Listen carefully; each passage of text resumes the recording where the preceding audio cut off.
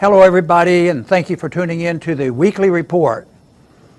Patriotism abroad and socialism at home.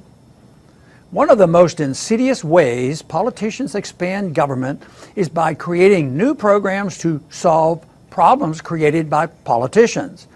For example, government interference in healthcare increases healthcare costs, making it difficult or even impossible for many to obtain affordable, quality care. The effects of these prior interventions were used to justify Obamacare.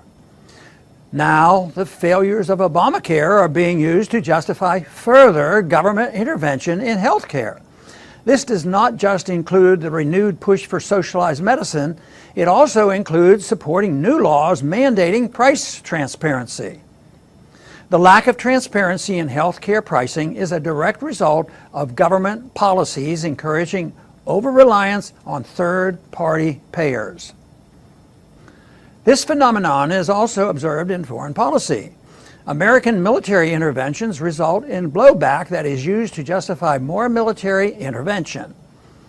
The result is an ever-expanding warfare state and curtailments on our liberty in the name of security. Another example of this is related to the reaction to President Trump's tariffs. Many of America's leading trading partners have imposed retaliatory tariffs on U.S. goods. Many of these tariffs target agriculture exports. These tariffs could be devastating for American farmers since exports compose as much as 20% of the average farmer's income.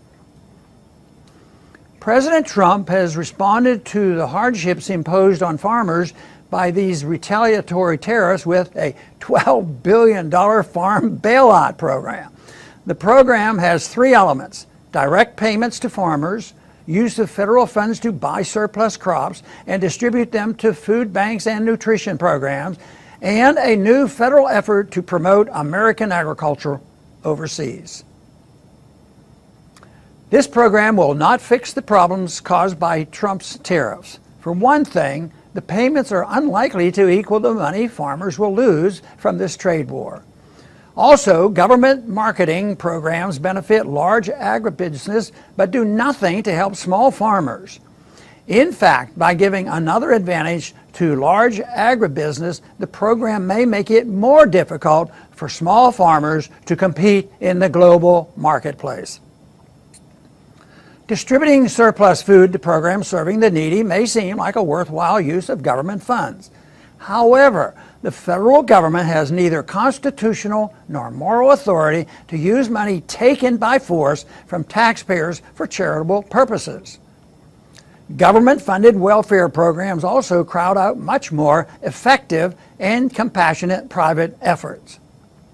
Of course, if government regulations such as the minimum wage and occupational licensing did not destroy job opportunities, government farm programs did not increase food prices, and the Federal Reserve's inflationary policies did not continuously erode purchasing power, the demand for food aid would be much less.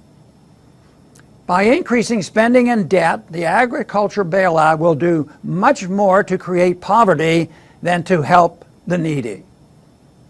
Agriculture is hardly the only industry suffering from the new trade war. Industries such as automobile manufacturing, that depends on imports for affordable materials, are suffering along with American exporters. AFL-CIO President Richard Trumka, who supports tariffs, has called for bailouts of industries negatively impacted by tariffs.